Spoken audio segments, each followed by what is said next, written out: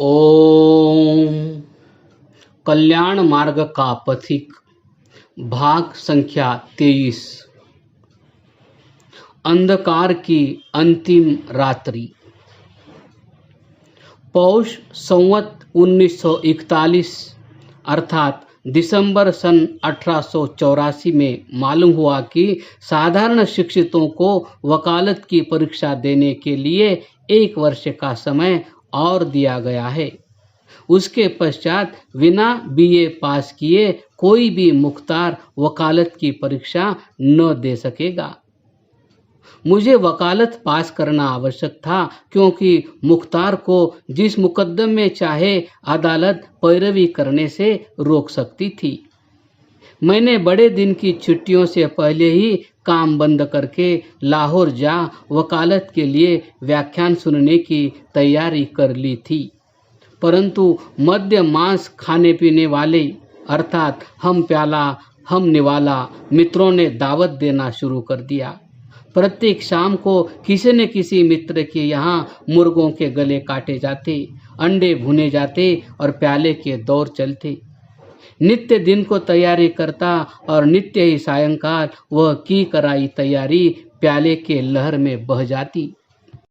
एक दिन एक बड़े वकील के यहाँ निमंत्रण था। वहाँ खुला दौर चला और तो सब अपने अपने घरों को चले गए। मेरे साथ केवल एक पांचों ऐब शारई वहाँ के मुख्तार रह गए। उन्हें कच्चे घड़े की चढ़ी हुई थी। बाहर निकलते ही उनका पैर लड़खड़ाया।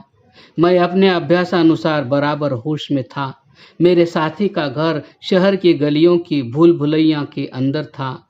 उन्हें घर पहुंचाना मेरा कर्तव्य ठहर गया। बग्घी को वहां से विदा करके मैं बदमस्त शराबी के साथ शहर के अंदर घुसा। मेरा एक हाथ साथी की कमर में और दूसरा उसके हाथ को सहारा दे रहा था। मार्ग की एक गली में मुझसे छूट वह एक घर के अंदर चला गया। मैं पहुंचा तो वहां एक वेश्या बैठी दिखी। मुझे बहुत लज्जा आई, परंतु बदवस्त को तो घर पहुंचाना ही था। उसकी गालियां सहते हुए भी उसे फिर वहां से ढकेला और उसके घर पहुंचा दिया। तब अपने उस समय के डेरे पर लौट आया। जिस मित्र के यहाँ उतरा हुआ था वह बोतल खोले बैठे थे। अभी रात के 8 ही बजे थे। फिर दौर चलने लग गया। आधी बोतल शेष थी जो दोनों ने समाप्त की और दूसरी बोतल खुल गई। उसी में से अभी एक एक पेग ही चढ़ाया था कि मेरे मेजबान भी आपे से बाहर होने लगे। मैंने उन्हें पीने से रोककर सोने को कहा। वह बीच का किवाड़ खोल साथ के कमरे में गए। उनके जाते ही मैंने एक बार और पी ली और दूसरी बार प्याला भरने को सोच ही रहा था कि साथ के कमरे से चीख की आवाज आई। मैं किवाड़ा ढकेल कर अंदर पहुंचा तो देखा कि एक युवा देवी मेरे राक्षस मित्र के हाथों में छटफटा रही है और वह उस पर पाशविक आक्रमण कर रहा है। यदि मैं 2 मिनट और न पहुंचता तो शायद उसके पातिव्रत्य धर्म की रक्षा न हो सकती। उस समय बिजली की तरह मेरी अंदर की आंखों के सामने राजा रानी का पवित्र चित्र घूम गया और मेरी धर्मपत्नी शिव देवी जी का मानो मूर्ति स्थित हो गई। मैंने उस नराधम मित्र के दोनों हाथ पकड़कर उसे धकेल दिया। वह गिरा और देवी कांपती हुई अंदर भाग गई। पिशाच मित्र को जबरदस्ती उसके पलंग पर लिटाकर मैं बाहर आ गया और विचित्र दशा में बैठ गया। मेरा गत सारा जीवन मानसिक दृष्टि के आगे घूमने लगा और मध्य से पूरा वैराग्य उत्पन्न हो गया। परंतु पुराने अभ्यास के अनुसार यह सूजी की शेष बोतल समाप्त करके सदा के लिए उसके प्रलोभन से मुक्त हो जाऊं। इस विचार से पूरा बड़ा गिलास भरा ही था कि मानसिक दृष्टि के सामने से एक और पर्दा उठा और यति दयानंद की विशाल मूर्ति कोपिन लगाए, शरीर में विभूति रमाए और हाथ में मोटा लट्ठ लिए सामने आ खड़ी हुई।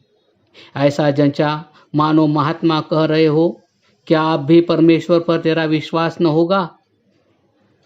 आंख मली, मूर्ति कहीं सामने न थी, परंतु हृदय कांप उठा।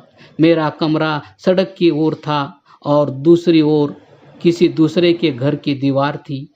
गिलास उठाकर जो फेंका तो सामने की दीवार में लगकर चूर चूर हो गया। फिर बोतल उठाकर जोर से फेंकी, वह भी दीवार में टकराकर टुकड़े टुकड़े हो गई। उठकर मुंह हाथ धोया और बैठकर सोचने लगा, यदि उस समय निद्रा न आ जाती तो व्याकुलता का कोई पारावार न रहता। परंतु दयालु पिता की बड़ी कृपा हुई। एकदम नींद आ गई। 6 बजे नींद खुली। उठकर शौच स्नान से निवृत्त होकर सामान बग्घी में लादा और सीधा रेलवे स्टेशन पहुंचा। प्रातः 10 बजे ट्रेन लाहौर की ओर जाती थी, उसकी प्रतीक्षा में बैठ गया। मित्र 8 बजे उठकर मुझे लौटा ले जाने के लिए पहुंचे, परंतु अब मैं लौटता कब था। न भोजन की इच्छा न जल की। ट्रेन आई और गाड़ी में बैठ गया। सामान मेज कुर्सी सहित पहले से बुक करा चुका था। सारे मार्ग में मैं अपने ध्यान में ही निमग्न रहा।